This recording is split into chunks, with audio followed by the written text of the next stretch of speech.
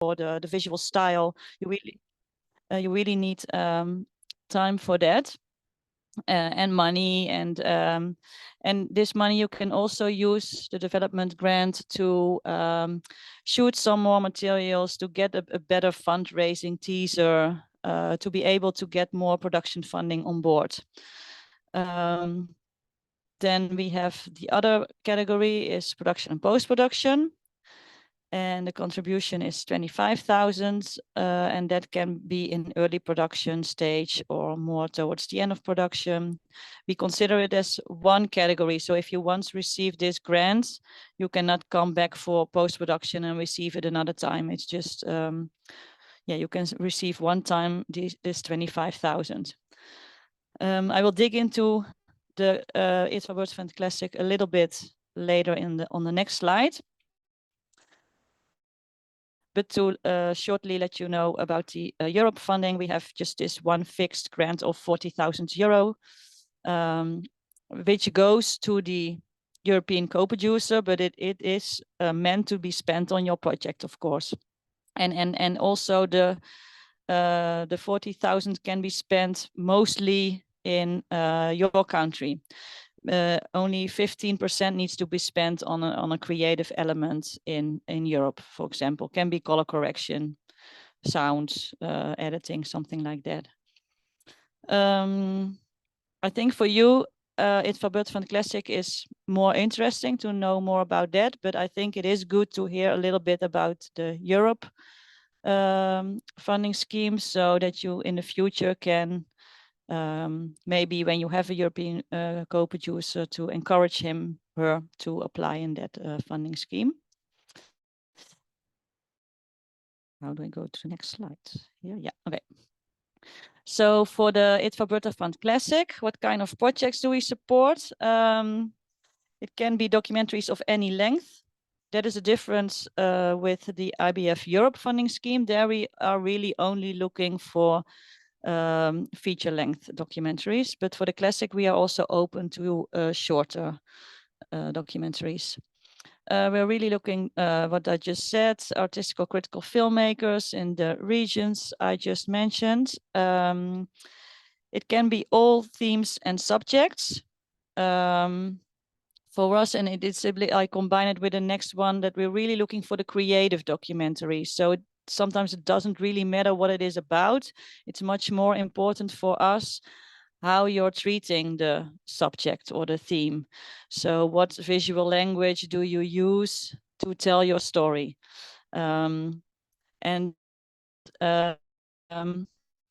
Maybe that's a good point to already make the step to your proposal. When you write a proposal, we receive a lot of proposals that are only about the topic and the background information of the topic and maybe the story, but then not enough about how they're going to translate everything into images, and what will we look at for 80 minutes? What atmosphere, what kind of camera work, what structure? So that is really important to think about when you found a topic you want to make a documentary about, and that's also really, I think, the most important thing to include in your project description, in your proposal, not only to our fund, but to a lot of funds, I think. And then another one is that we're looking for all kinds of stories. It can be local stories, but it in a way it needs to have some sort of international appeal, that a bigger audience can also relate to it. Sometimes it can even be a very local story, which maybe the rest of the world never heard of. For example, in last IDFA, we had a documentary which was called The Mother of All Lies. It had premiered in Cannes. And that's about a painful period in a Moroccan history, which is really very local and not really known. But the way she did it in such a creative way that it was really interesting for yeah, for the whole world to watch it. So if she was just making a quite a dry documentary style piece out of it, then we would have said, yeah, this is too local. But why we are looking for this also, yeah, of course, when we support documentaries, we really would love to have them premiering or screening at IDFA in the future. So if you've been, I'm not sure who has been to IDFA or not, but maybe you know some films in the program, and that's also quite a variety of films. And yeah, that's also the kind of documentaries the fund is looking for, actually. Let me see if I can add something to this. Yeah, maybe good to know that the classic funding scheme we made quite low profile and easy, in a way that there's no producer needed when you apply. You can just apply on your own. Maybe later on you'll find a producer. It depends a bit on yourself, the way you work, or how big your project is, if you will have a producer or co-producer in the future. We also supported documentaries that just people made completely on their own, and that's also fine with us. Then what is a big difference with the Europe funding scheme? In the classic funding scheme, we are very strict on that the director is really living and working in the IDF country, and the delegate producer as well. That's really important for us. And we do have a lot of filmmakers that sometimes live half-half, or even maybe you temporarily live in France, for example. Then you cannot apply to the classic funding scheme anymore. But we did open up in the Europe funding scheme for filmmakers living in diaspora, that they can apply there. I'm not sure if there are people in this group who have complex living situations or living in multiple countries. But you can always email us if you have doubts, if you are eligible or not. Of course, we understand that people sometimes are maybe 3 months living here and 3 months living there. But for us, it's really important that, for example, the filmmaker who's really living, working in Sudan, doesn't have any possibilities of traveling around. We don't want him to compete with filmmakers that are most of their time actually living in France. So that's a little bit why we want to safeguard funding scheme for really the filmmakers that live in our IDF countries. Yeah, for example, we also have some filmmakers that fled their country from Iran, Afghanistan, and they're now living in Europe. There is a sort of funding gap maybe for this group of filmmakers, but we do allow them to apply in the Europe funding scheme. But it can be a bit complicated. You can really always email us if you have any doubts about it. So then we can discuss with you. Sometimes we feel a little bit like the Gestapo. Then we're like, yeah, but I'm living half-half. And then, yeah, okay, but where do you pay your taxes? But it's just really to safeguard this. Already difficult to get funding for all documentary filmmakers, and we don't want to make too much competition for the filmmakers from these countries. So Christina, yeah. Yep, because we have a chat for our filmmakers, and they are asking in Russian, and some of them I will ask you in this special moment. Because, for example, you can imagine we are in Central Asia as directors, especially we are trying to find a producer, co-producer, like foreign one. So if we have attached to the project foreign co-producer who live, let's say 50-50, like in Central Asia country and, for example, in European country, is it okay if like share two countries. And for example, director live only in our Central Asian country. And the same question, for example, for Turkmenistan, because I saw that one participant from the director from Turkmenistan joined us. So he actually cannot like say openly that the project is from this country. And so to these issues, what do you think about the producer and about not to name the country itself? The first question, were you talking about the producer or the co-producer who's living half-half? Like the delegate producer is? Producer. So producer. Producer. I think when the delegate producer is living half-half, but really has a production, a running active production company, then in the IBF country, then that's okay. We are not that strict on that. So, but for us, it's really important that the director is from the IBF country, and the producers should be based. We will make the contract maybe with the producer on this company name than in the IBF country. So that's possible. Then from countries like Turkmenistan, maybe, yeah, we do receive quite a lot of proposals that are sensitive. For example, from Iran, we receive a lot of proposals.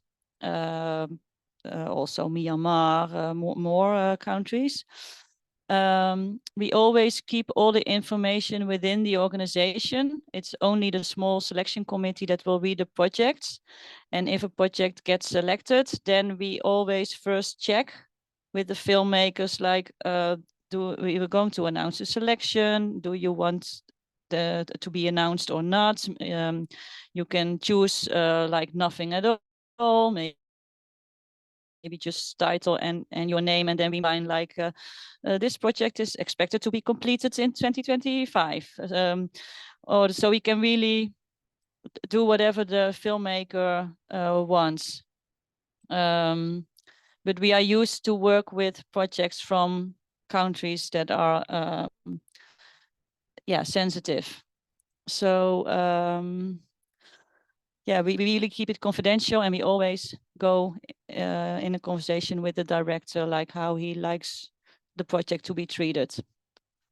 So yeah, I think every round we publish a selection, and it says 2 anonymous projects, for example. And some countries we already know, like Iran, we don't even have to ask the filmmakers. And sometimes even they say like, oh yeah, no, I want to be announced. And then we're like, nah, we think it's not a good idea, to be honest, out of our own experience. So from Kashmir, for example, also, that sometimes it's even young filmmakers that are not aware yet of the danger of being published. So then better don't publish anything.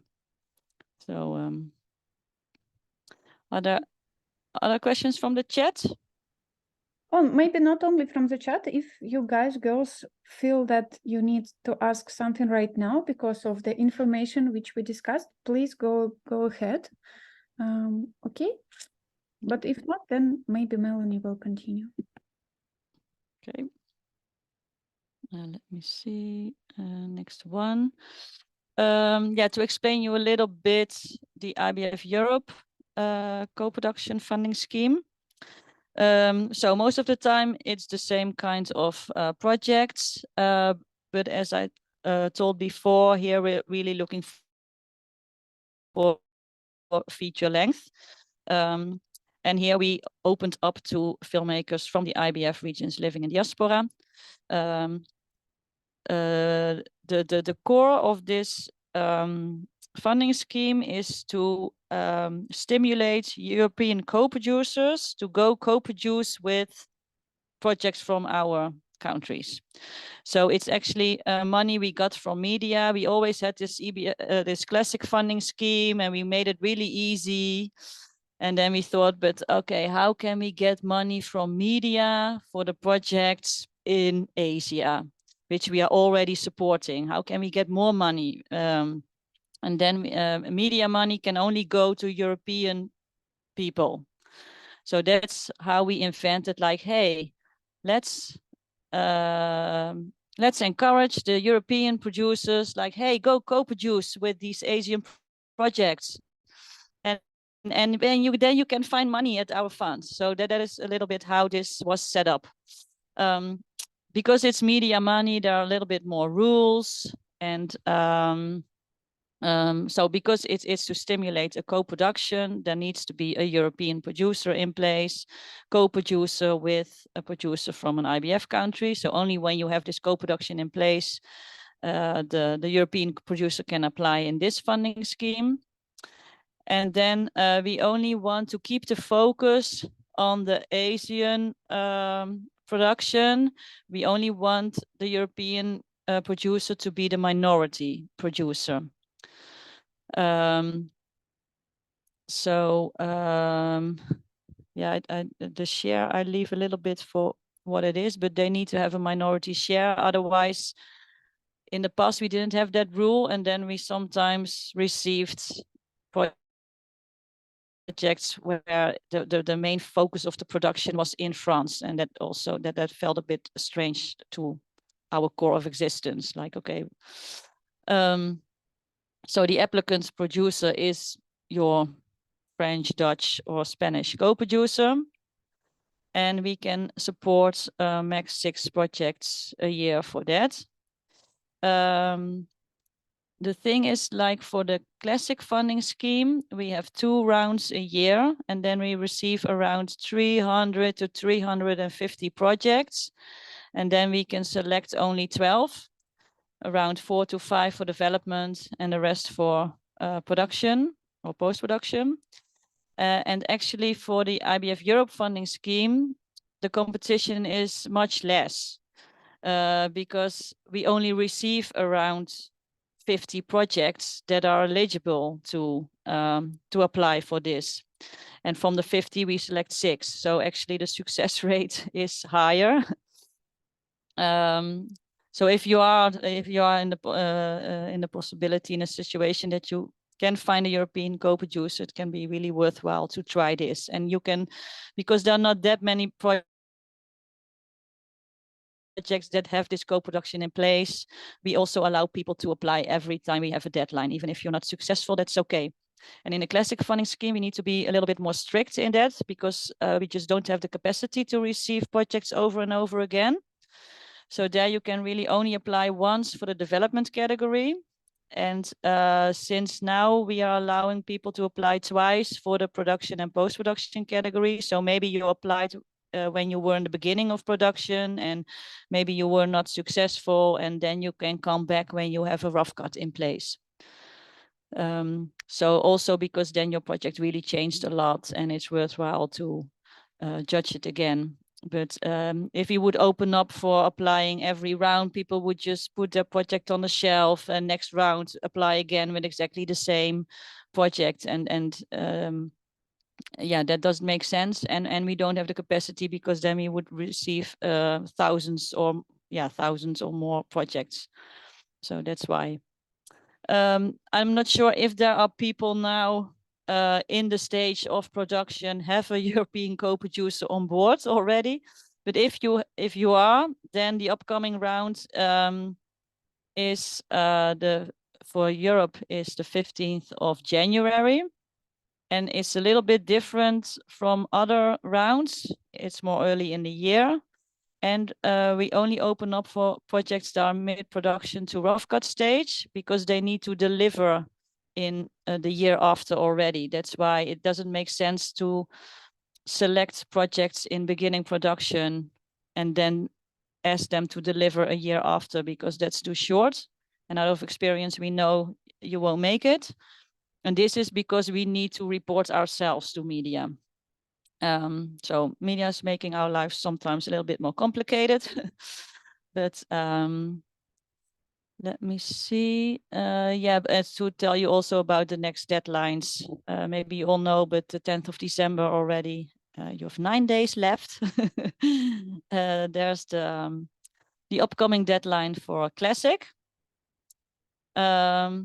Yeah, and I would like to add what I just told, like for Classic, we cannot receive projects over and over again. So it's really good to think for yourself, what is the best moment to apply? And we really see a lot of people that apply too early, and then they waste their one time of applying. And for example, the development category, even if it's called development, it would be good to have a bit more solid plan when you apply, because you are in a competition with other projects.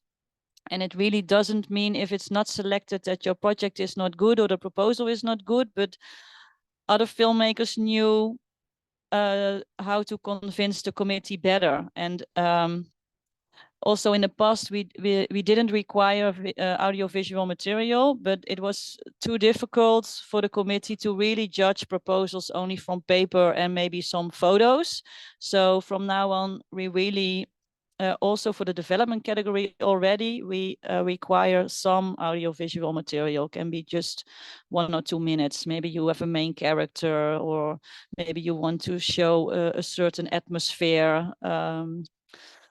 So yeah, your style of filmmaking, that's good to include in your proposal. And for production and post-production, also there, I think when you're going to apply for production, you really need to have a very clear idea about your documentary and how it will look like, beginning, middle, end. Of course, it's your documentary filmmakers. Of course, you never really know what's going to happen. But if you sort of did careful research, you might have some ideas how the story might develop. And at least you have ideas about how you're going to visualize it. If that is not really, if there are too many questions for the committee still, and you're applying too early, that's really a shame. It's really better to sometimes wait maybe another round, that you really feel confident, like, hey, I really have this for the production category now. I really have this, I don't know, 10 minutes visual material, which I really think it's representative for the end result I have in mind. And not just like, here's the main character, and yeah, just some rough scenes won't work. Yeah, let me see if I can add some more or other questions in between. I really like how you imitate the application. Yeah. That's great. Yeah, okay. maybe I will ask about the like difference for us to make it clear for other filmmakers. So this classic fund for short forms and for full-length forms, and you can apply yourself without co-producers, okay? Second one is for you with your European co-producer in the mid of your production together, and you need to deliver in 1 year. So it's a different programs to make clear for all of us. And regarding so they provide the different opportunities regarding the second one. So actually we try to inspire filmmakers to do a co-productions, of course. That's why let's little bit go further with the co-production regulations, because, for example, minority and majority co-production, it's not clear concept for us here. Okay, yeah. Or what does it mean? Yeah. So you can explain a little bit what does it mean, it will be great. Yeah. So if you go into a co-production with a European producer, it depends a bit on who is doing what and who's bringing on what, which money. But you're going to make a co-production agreement together, and you will define who will receive what kind of share. And share means like, for example, you will have 60%, maybe the European co-producer 40%. A lot of time, the European co-producer is bringing in much more money, because for them it's sometimes more easy to bring in big money. And we see a lot of co-production agreements in which the shares are defined according to who brings in what money. And then this share is translated also to the revenues in the end. So if you will earn something with the documentary, then a certain share will go to you and a certain share will go to the European co-producer. On our website, we have a page called resources, and there you can also find how to make a fair co-production. Because we sometimes see people are working on the documentary for 3 years already. It's a risky documentary. They spend a lot of time and energy in it. And then a European co-producer comes on board and brings in the most money and gets the highest share, for example, which we think it's not always honest to divide the shares according to what money you bring in, and your time and energy which you did spend on the documentary for years already is also worth a certain share. Or maybe the risk you took can also be worth a certain share. And why always divide it according to the money you bring in? You can also sometimes you can decide just do it 50-50. That's also possible. So it might be good before you go into a co-production. It's really going into a sort of marriage. So you really need, before you go into a co-production, it's really good that you met the co-producer in real life, that you're really on the same page, that you really have the same idea about what kind of documentary will come out, also in terms of visual style. And that they give you also the freedom to do it, that you will decide together who will have the creative control. That's for our fund also important, that not the creative control is all of a sudden with the Belgian co-producer, for example, that in the end they will define the final edit. So it's good to keep the creative control yourself. And I think it's worthwhile to pay a visit to our maybe I can show you on the website. Yeah, I also shared the link in the chat. Okay, yeah. Yeah. Yeah, oh, good, yeah. I think the resources page is here. Do you see now my screen of the website also? No, we see just a blank screen. Oh, you just see blank screen. Oh, because you may be sharing only the presentation. Oh, okay. Yeah. Wait 1 moment. And okay, I first need to stop. And then I need to click again.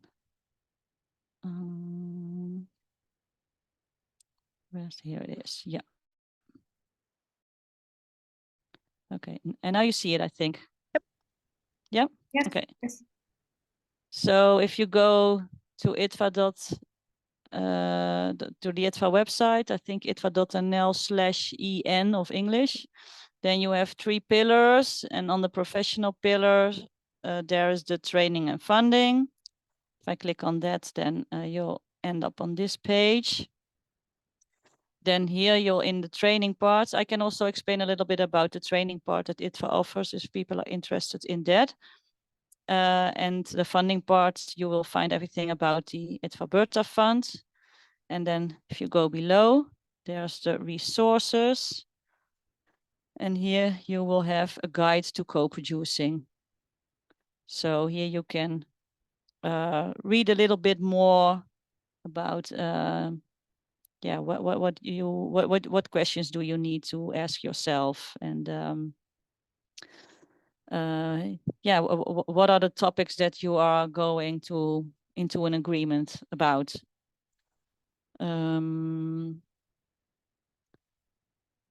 Yeah, and it's a bit difficult. Sometimes people are asking us, oh, do you know a co-producer for me? And then we're like, yeah, we can mention some names, but it's better to go travel to festivals and participate in workshops or fora. And there you meet people, and then you talk about your project, and then you yeah, you feel if people are really on the same page as you are about your documentary, and if you really trust each other, like, hey, we're really going for the same result, let's go for it.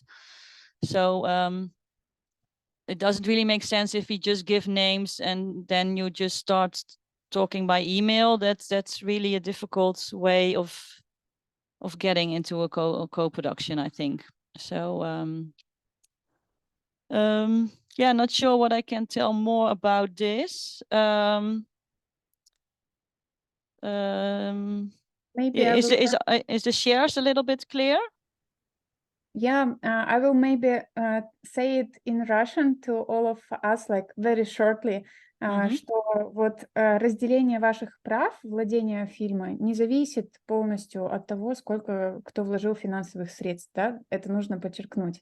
То есть, например, может быть, 90% бюджета вложил иностранный копродюсер, но ваши усилия, то, что вы разрабатывали проект и так далее, это тоже считается, и потом он вложил 90% денег, вы только 10% денег, но права вы делите 50 на 50. То есть это вот как раз-таки, когда подаем на вот эту вторую программу, должно быть так, что европейского копродюсера, ну, как минимум 50, то есть, в смысле, как максимум 50, должно быть меньше. Чем меньше, тем лучше. То есть, что вы владеете проектом, можете, соответственно, решать про монтаж, решать все важные решения, это все должно быть именно ваше. So, да. yes, чуть-чуть добавлю про delegate producer, то есть это человек, который условно потом отвечает за то, каким фильм получится. То есть вы в этом фильме должны быть delegate producer, то есть вы должны, за вами должно быть последнее слово, какой будет монтаж, за вами последнее слово будет на какой фестиваль отправлять. Для них это важно, потому что они хотят поддерживать вас, а не какого-то копродюсера с европейской страны. Вот.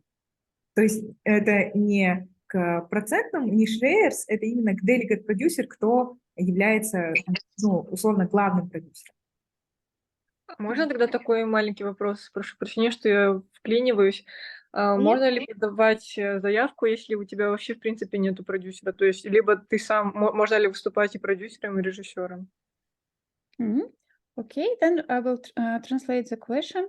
So Aygerim asking is it possible to apply if she herself produce her documentary, like she is a director and producer at the same time, so she want to apply just herself. Is it okay to apply not for the second program, but for first one, for classic?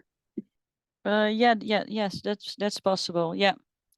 For the classic, it's okay to just do it on your own, be your own producer, and don't have other people on your project. That's fine. Yep. So, yep. Well, I think Camila also has a question. Go ahead. Да, ну можете его не переводить, если что. Это у меня вопрос к Дане. Типа, получается, вот меня чуть запутала вот эта система с delegate producer. Вот, например, типа, я режиссерка, но у меня есть, типа, европейский продюсер. Но получается, что он не delegate продюсер, а ко-продюсер. Типа, тогда я сама себе продюсер delegate или нет? Спасибо. Давай именно, Дана, спросим это у Мелани, потому что это важный вопрос. So actually, that will be great if Melanie will ask this question, because the filmmakers feel themselves confused, because sometimes they want to be a director of the project, but they have producer, they don't have local producer, they only have European producer. So actually we can call this producer a co-producer. It's a delegate producer. So in this case, who will be the delegate producer? Is it okay that delegate producer is European producer, and even if they don't have a co-producer partner at all? I think when you make a documentary and you're doing it on your own in your country, and then find a European producer helping you out, I think then you will do so many production tasks yourself as well. So you are then also can call yourself a producer. And with delegate producer, we mean the one who is sort of in control the most. And we request this to be the producer in the IBF country, actually, because we want to be the control more there. Otherwise, it feels too much European focused. But even more important is that the creative control about your project stays with you. But I think I would always credit yourself then as well as a producer on the project, because you will have a lot of production tasks doing. Because if you don't have a local producer going into co-production, there will be so much things to arrange in your own country. So you will be a producer. But it depends a bit on. So if you go in, if you have this European co-producer who's really into control of everything, that makes us a little bit having doubts indeed. Like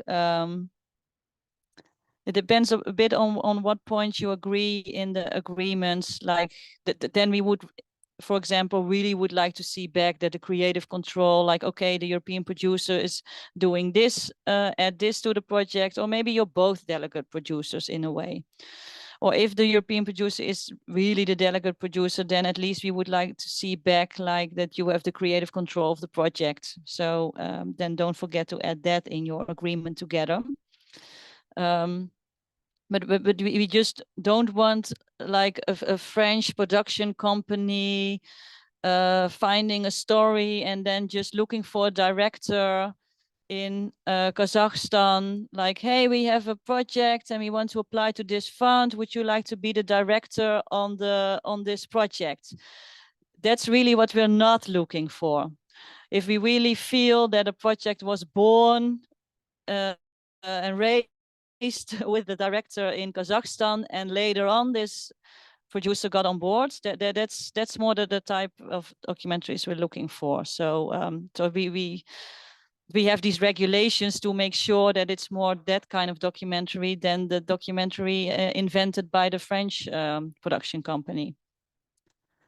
I hope this clarifies a little bit. Only one clarification. So for example, in Camila's example, if there is a director from Uzbekistan, for example, and a producer from European country, does that mean that the director should have a legal company to be a delegate producer as well, or any producer, local producer for the project? If you want to apply for the classic funding scheme, then you really need to credit yourself as the delegate producer, actually. If you want to apply for the Europe funding scheme, it can be a co-production agreement between the director being the producer and the production company in Europe. It doesn't make the co-production structure that fantastic, to be honest. It would be better, but we also understand it's in some countries difficult to find a registered co-production company. So we do allow these co-productions when the director is the producer itself having a co-production, but we really need to see that back in the agreement then. But it cannot be that the director from Uzbekistan is only the director on the project and the French producer is the only producer on the project. Then it's really not that. There needs to be a co-production in place. We put in a co-production agreement where we can see back on what things they agreed about. Yeah. Камила, понятно было, что если, допустим, как посоветовали, ты как режиссер становишься своим local-продюсером в своей стране, то тогда желательно, чтобы была компания юридическая, юридическая компания местная заключает с юридической компанией иностранной.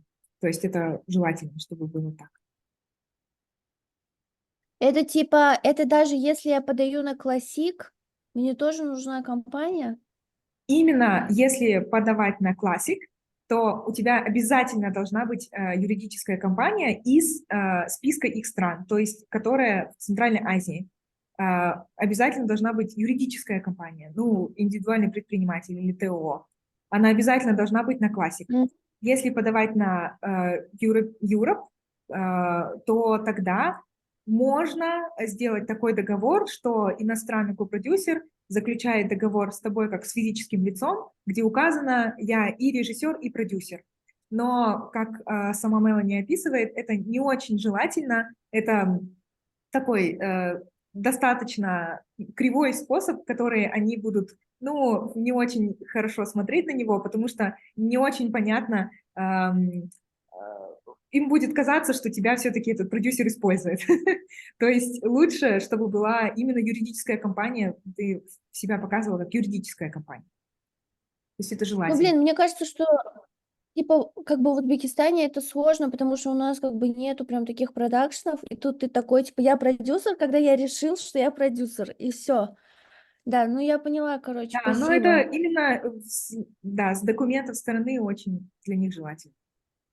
So as I said before, like we have all here like imposter syndrome. And just Camila mentioned that I cannot be a producer. I cannot have a company if I decided to have a company just to decide to have a company.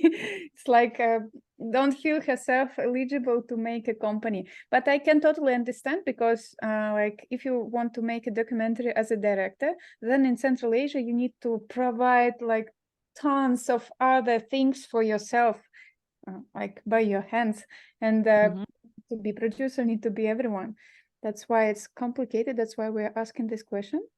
And I'm also super happy that today we have representatives of all Central Asian countries. It's like quite a rare situation. And we have a Madina who is from Tajikistan. She raised her hand. And Madina, as I remember, from Gorno-Badakhshansky region. Is it right? Well, go ahead.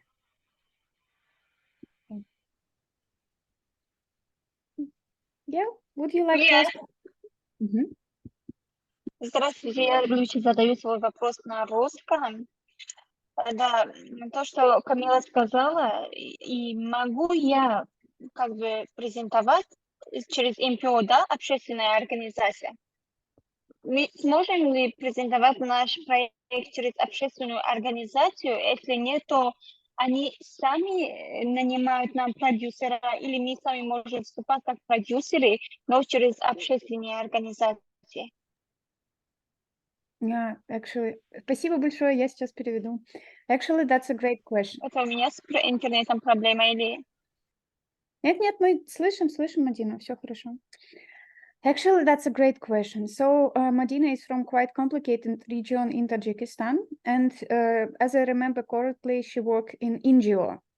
And it's complicated for her to make a production company and so on. And only the way for her to produce is to make some documentaries, some like documentary stuff from this NGO company. Not company, not governmental organization. And for her, it's like the only case. Yeah, non-profit organization. And for her and for her region, it's really the only case to produce documentaries. And you can imagine how Madina feels herself isolated. That's for her, your fund is the only option. That's why maybe can we discuss this perspective on her situation? I didn't completely get where she's living. Is it a part in Tajikistan? Yeah, it's a part of Tajikistan, but the part which you cannot travel simply to it's a Gorno-Badakhshan autonomous region. Okay, yeah. And yeah, what I said before with like you can be your own producer, then I don't mean that you need to have a production company, especially for the classic funding scheme. It doesn't matter. We have people that are applying. They have of course the producer's credit because they're on their own doing all the production work, but we don't require that they make a production. They raise a production company. So the director from Tajikistan, she can just apply in the classic funding scheme. Just make the documentary on your own is fine for us. Is that an answer to the question? Yeah, I hope so. So we will like translate really quickly. Дана, получается, что предыдущее, наоборот, было не так, что Well, не нужна production компания. Yeah, we're frankly a little bit confused. So is it possible for example, a director, he's a producer at the same time, but he doesn't have his production company. Can he apply without any co-producer? Can he apply for the classic without production company? Yeah. Okay, I see. Okay. Yeah, for classic, you can just really be on your own, do everything without having a company. That's really fine. Yeah. Okay. Да, получается, что то, что мы описывали до этого, это относится к, когда у вас есть копродюсер. Если у вас есть копродюсер, и вы с ним делаете co-production agreement, тогда важно, чтобы вы были, в их глазах важнее, ну, вы выглядите более уверенно, если у вас есть компания, и вы как компания заключаете с компанией. Не как физическое лицо с компанией, а компания с компанией.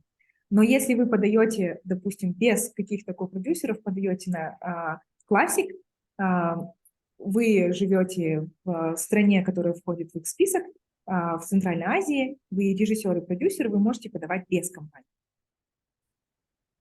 И это также вопрос для Мадины, точнее ответ, вот она к нам обратно присоединилась, что можно подавать даже не от лица НГО, просто от лица самой себя можете подать именно на вот эту первую программу, которая Classic, не на co-production.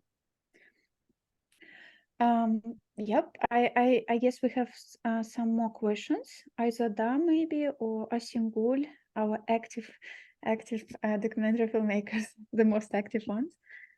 Do you have any questions? Can I ask a question? Do we need to attach previously like a draft treatment in application or not? Thank you. It is for development of a fund. Thank you.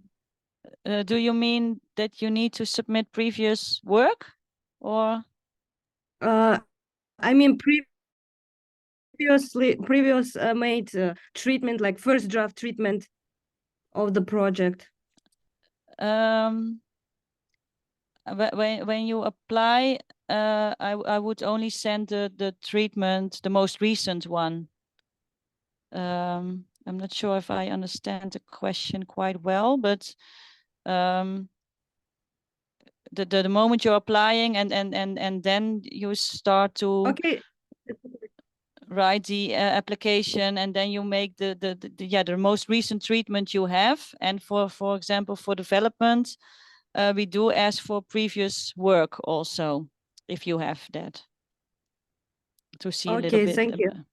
Yeah, to see a little bit about the filming quality of the filmmaker also, and yeah. Okay. But can it be a debut project, of course? Yeah, it can be. Yeah, but most of the time, filmmakers have made a short, or and if not, then you can say this is really my first film ever. That's also possible. But we experience most of the time that people made something about, even if it's just a short documentary. Yeah. Okay, amazing. I really want to introduce a documentary filmmaker from Kazakhstan, Asingul. She joined last session with Eurodoc with a small baby, like feeding the baby during the session. Can you imagine? So she is here, and please go ahead, ask your question also. Hello. Thank you, first of all, Jules, for this event. And I have two questions to Melanie. The first question is about rough cut, because of course, rough cut itself, it's a lot of efforts. And besides that, working with captions, yes, could it be something like essential, maybe some important scene, maybe something like a teaser or trailer? Yes, or it's strictly rough cut? Because of course, right now we having, for example, the final stage recorded interview. So to do rough cut, so I will be not able, of course, to keep up with deadline. So we have already teasers. So this is my first question. Okay. It depends a bit on if you're applying for the first time in the production and post-production category, or if you are going to apply for the second time already. If you apply for the first time, then it's just fine if you submit with at least 3 minutes of material. Maybe you are in the beginning of production, then you add maybe a teaser or an edited sequence, or maybe if you're mid-production and more going towards the end, then you can apply with more edited scenes, which doesn't need to be a rough cut. It's more that when you already applied in the production and post-production category before and you were not successful and we give you another chance to apply again, then we require really a rough cut. And that really needs to be like, if you're really the first of bringing all the images together. If you have a film of 70 minutes in mind and you have this first 15 minutes cut, for example, that's also okay. Maybe you should, if it is going to be your second time applying, you can also email us and explain, like, this is the material I have. Do you think it's okay if I can apply with this now, or might it be better to wait one more round to have a more solid rough cut, for example? So, yeah. And your second question? Yes, and my second question, I think it's a little bit maybe naive question, because me personally, I'm experiencing the problem that I never worked with producer before. And going to that level, I don't know how to make this first step, especially right now when we have this situation with the war between Russia and Ukraine. Yes, the economy, of course, getting worse. So that's why to travel to Europe to make some networking, yes, connections, it's a problem right now. But we have stories. So do you have some kind of recommendations for beginners? Maybe we need just to find emails and to write to producers, yes, like hello, this is me, because as already Christina mentioned, a lot of us having this imposter syndrome, yes, not believing in ourselves. So this is a kind of like or should I, maybe it's something that not really important, on I don't know how to call, maybe it's not, you're looking not serious if you're not doing through kind of like pitching, etc., because when you have already family and this is, I think, the problem for most filmmakers, that when you don't have family, you can really divide time and money.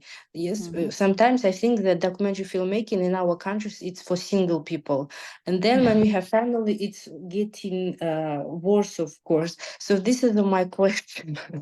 Yeah, I can totally imagine. It's even in Holland, it's difficult to be a documentary filmmaker. So I really admire all of you that you are making documentaries in your countries, because we know after all these years how difficult it must be, and especially with having a family, indeed. And it's really tough. So yeah, to answer your question, I think the IDFA Europe funding scheme and to find a European co-producer, it depends a bit on where you are maybe in your career and your possibilities, if you should go for it or not. Do you really need this European co-producer? You need to ask yourself.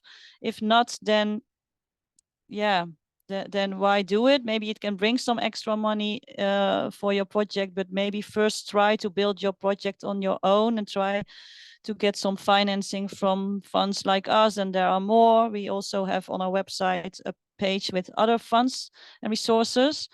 And I do think if you like to expand your network a little bit, then it might be good to join some training programs. And I can imagine it's might be difficult if you have a family at home.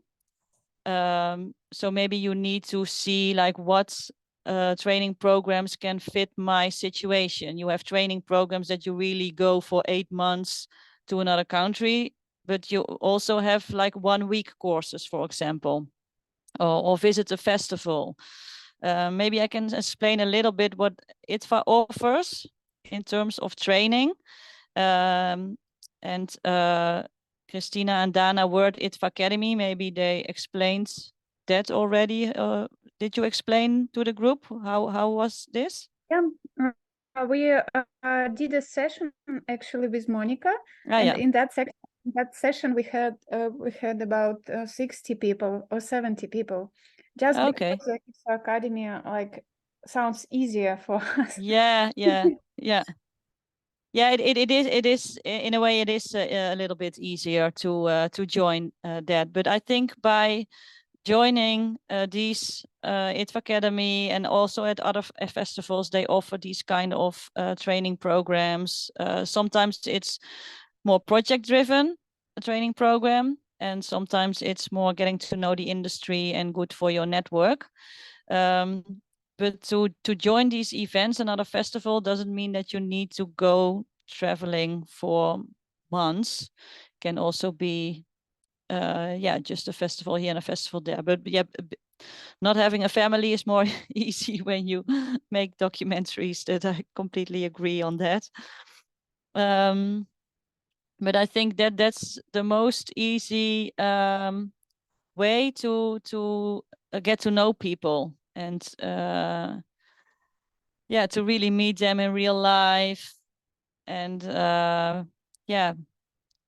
maybe for future collaborations. It can be people you met at the IDFA Academy. They are also all learning how to be a producer maybe, and then you like have this 1 week, or not even 1 week, it's 5 days intense training together, but you really make connections there, I think.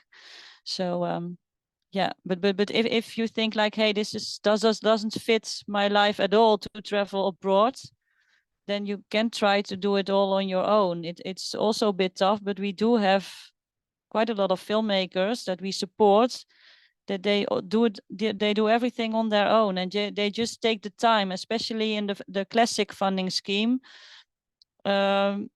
We understand that it can take sometimes 4 to 5 years to really make the documentary.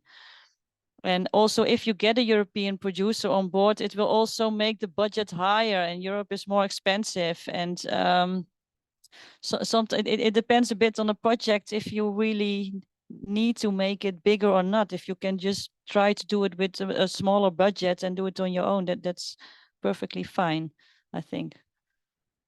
Even some masters, we even have documentary masters that are still like Anand Patwardhan from India.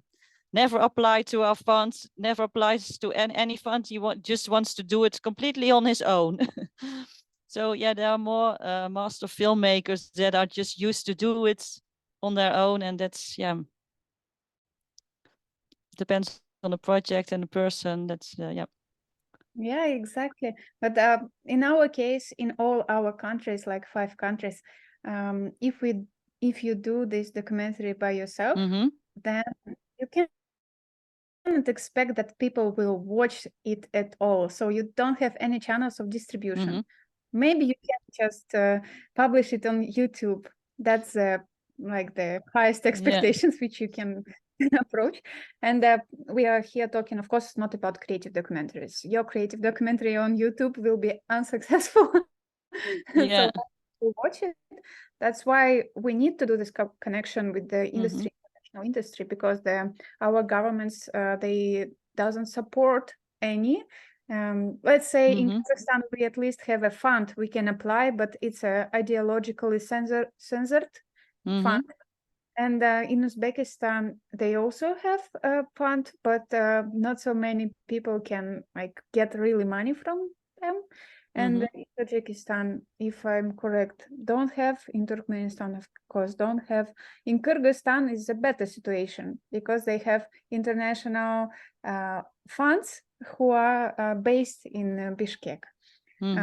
But of course, here we again talking about 10,000s of euros, and that's all for the whole budget of the film.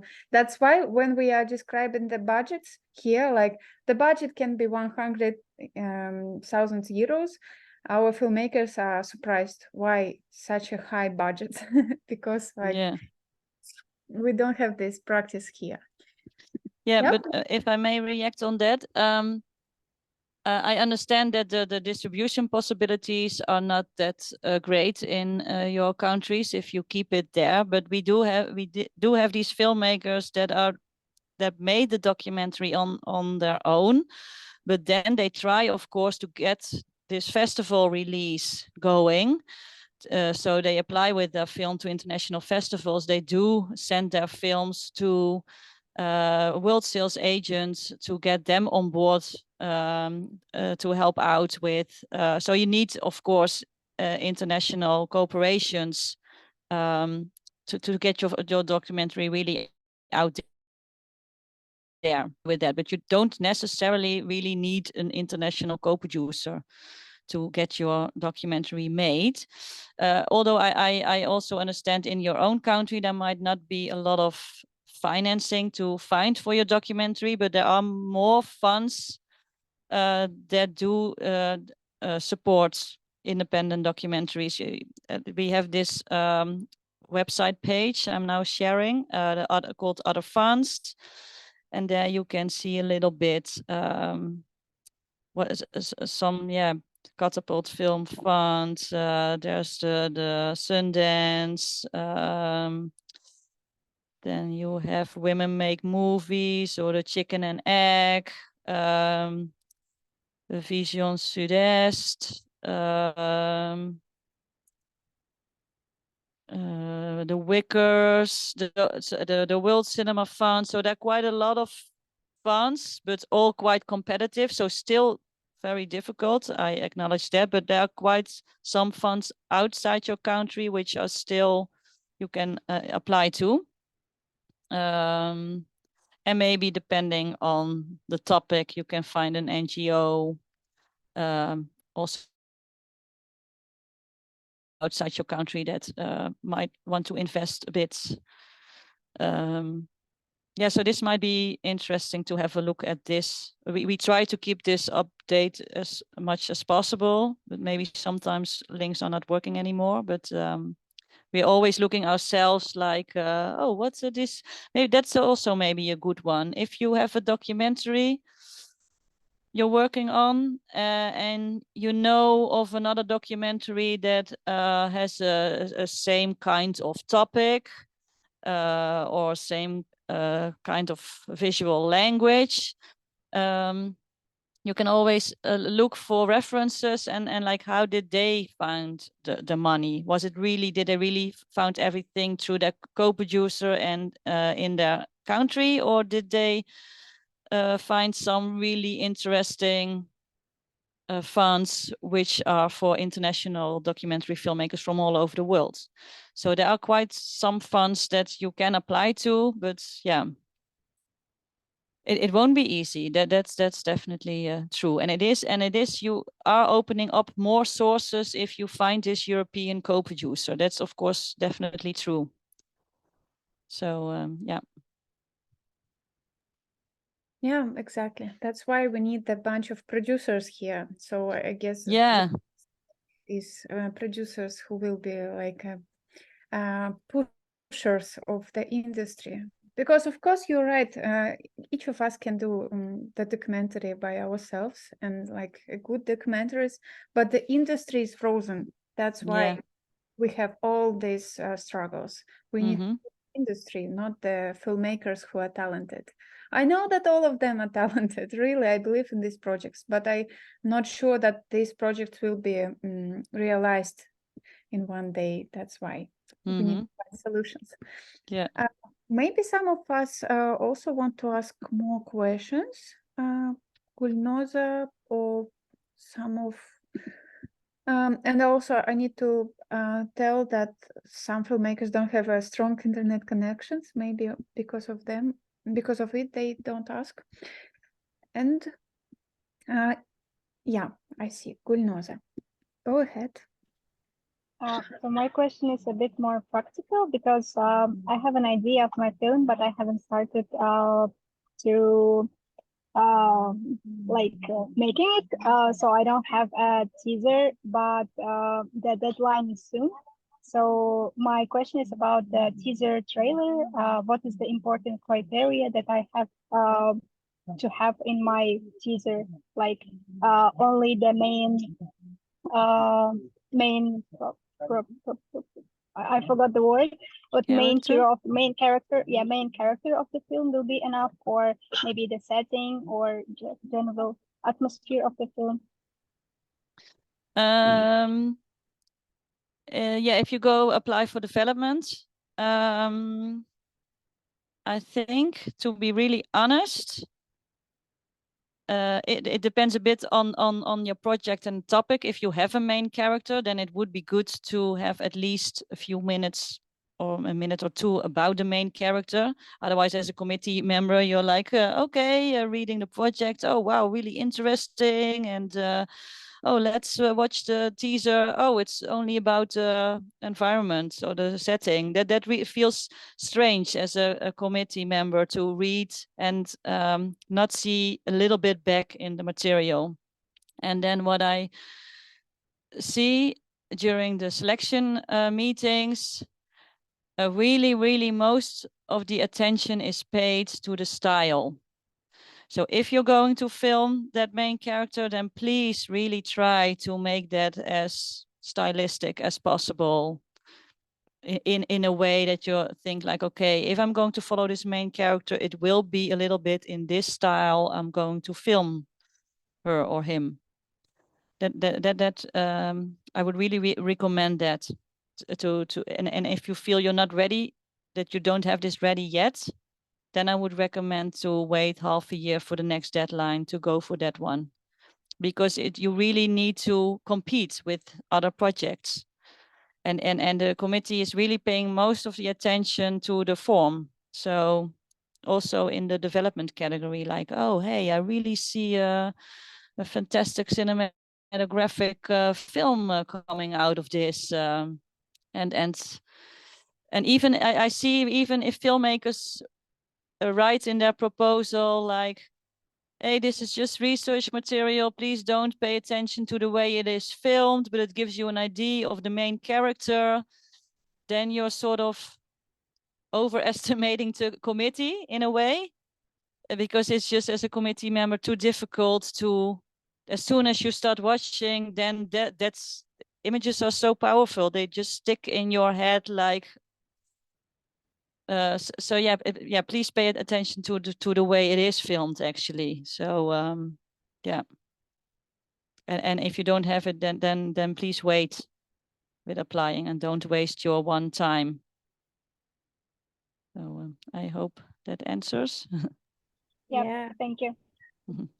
That's a lottery, like Dana called these funds lottery funds. So if you have only one chance to apply for lottery, you need to be well prepared. Yeah, exactly. Yeah, that's true. And I really liked what you told in the beginning, that for a lot of filmmakers, it can be really a pain in the ass to write these proposals, but you can also see it a little bit in a way that you are forced to think about your project more thoroughly and try to convince someone else like, hey, this is really something new I'm doing here. This is really interesting topic, and I'm really having this special way of visualizing it. And you're more forced into thinking more about your project when you do write this application. And yeah, maybe you need to do it anyway. So maybe try to see it as a way to improve your project instead of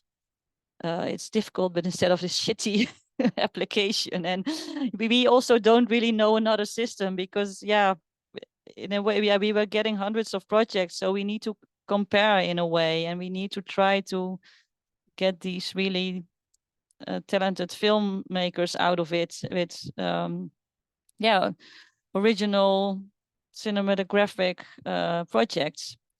And because the competition is quite high, we really feel sorry for the filmmakers that didn't make it, especially some filmmakers that then are really thinking that their project was not good enough, which a lot of times that's just not the case. If we had the money to support 25 each round, we would do it and easily find 25 great projects, but we just don't have the money. So we also we know how it's difficult for you to get the financing, and that's why we exist. But but still, a lot of filmmakers know how to find us in the meantime. So yeah, we only have this few grants to give. So yeah. Yeah, you're operating with the whole globe, like so many countries, and of course we feel the need that we need to have the same regional fund for our region. Yeah, that would be good. Yeah, it is so highly competitive. Because of course, if you apply for a regional fund, then firstly the context is better understandable, and other things is easier. So the main goal for us to one day to establish something like this for our filmmakers, to support this movement of creative documentaries here. Maybe the last question, more like an informal question. So where you usually find the inspiration to work for this fund? Because I read your bio and I read like, oh my God, so many different programs and so many different experiences during the IDFA each year, and your work experience are huge. So honestly, where you find the inner thoughts, inner straight for this? Yeah, nice question. I think I'm working for IDFA and the funds for 20 years. I don't know. I just really loved what IDFA was doing, and the documentaries they were showing were really eye-opening to me.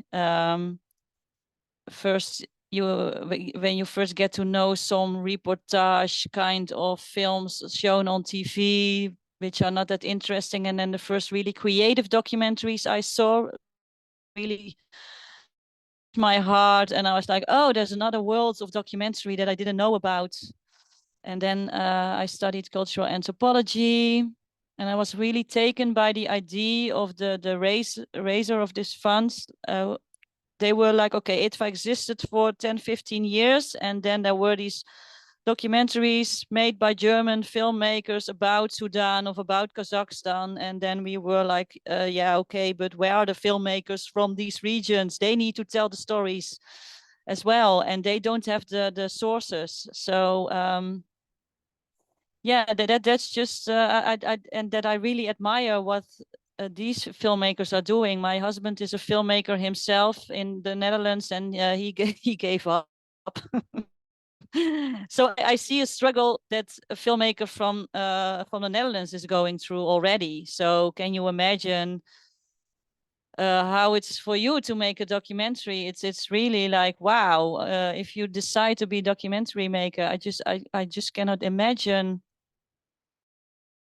the struggle you're going through, and then the strength you need to have to keep on going and make this happen. And I just really, I'm not a filmmaker or creative person myself, so I'm really more a person behind the scenes, and I just really love to help people get their projects done. Also, that's maybe nice to tell, if we select a project with a grant, then we also give more support than just the finances. We always ask like, hey, what would you need more to help out? Can be an extra pair of eyes when you have a rough cut ready and you need some feedback. Or maybe you found this European co-producer, but you're not sure, you're about to sign the co-production agreement, and you're like, oh, do I have a good agreement or not? And then we help out. Or what's a good festival strategy, or whatever questions they have. Maybe we don't have the answer, then my colleagues will have, or people from outside that we know.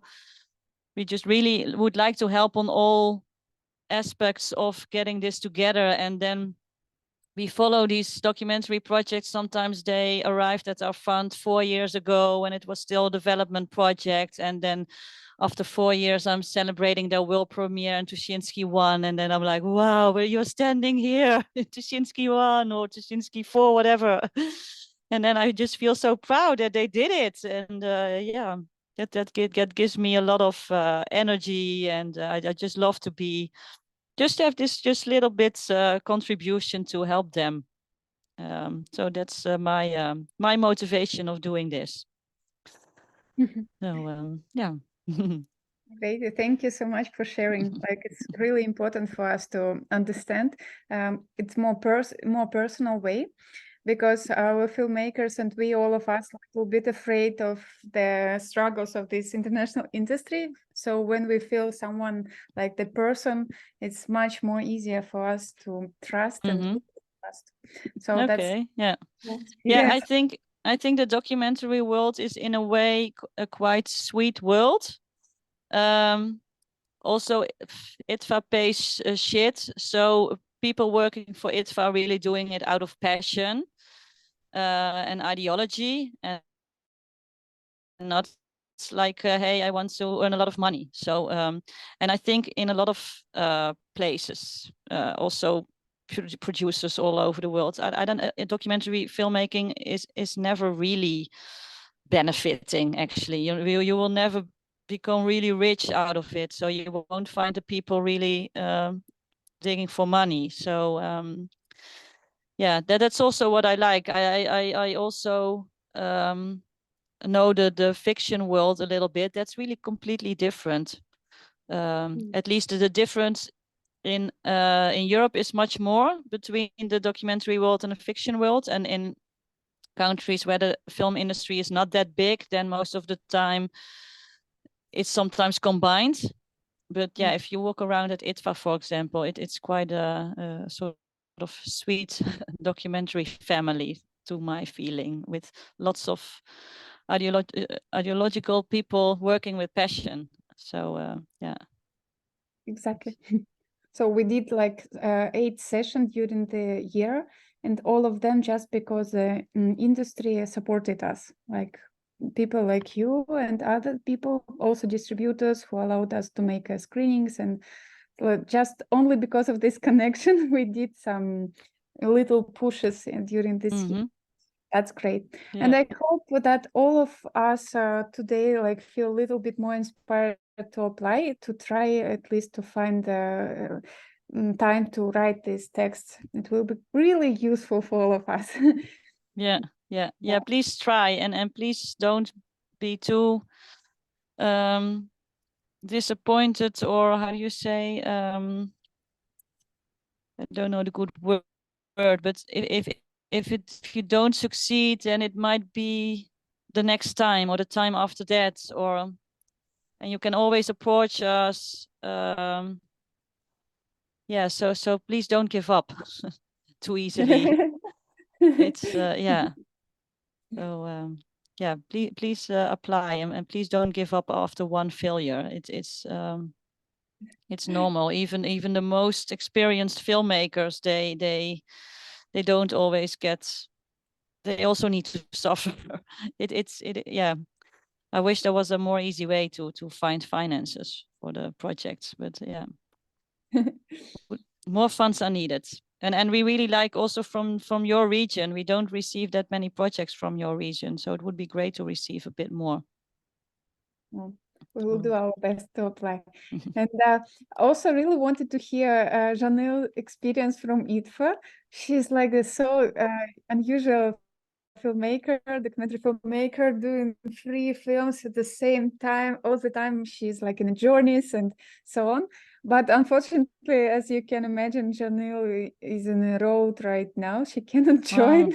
He asked bus driver for his phone to go to the Zoom, like bus driver.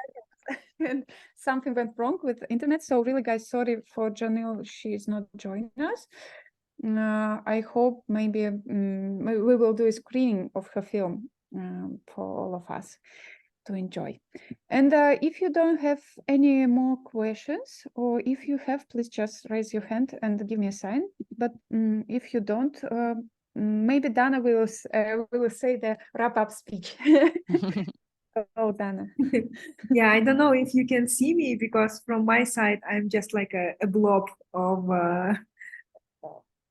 yeah. I don't know if you can see me, but hopefully you can hear me. It was really nice of you, Melanie, to share with us your personal thoughts. And because for us, we mostly don't see people behind any organization. We only see like a site. So it's really touching and important for us to see that there are people behind that.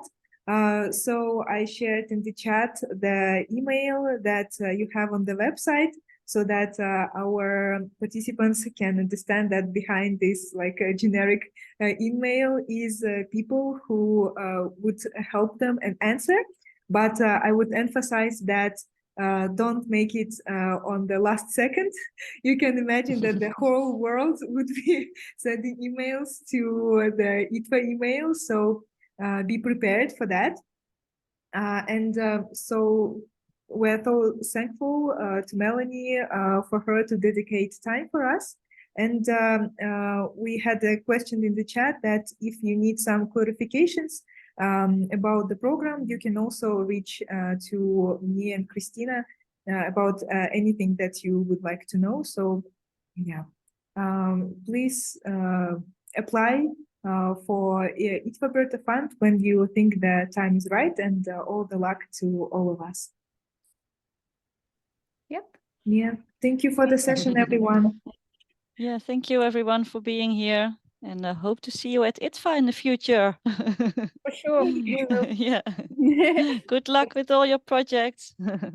Thank you so much. Bye. Thank Have you. a great day. Bye.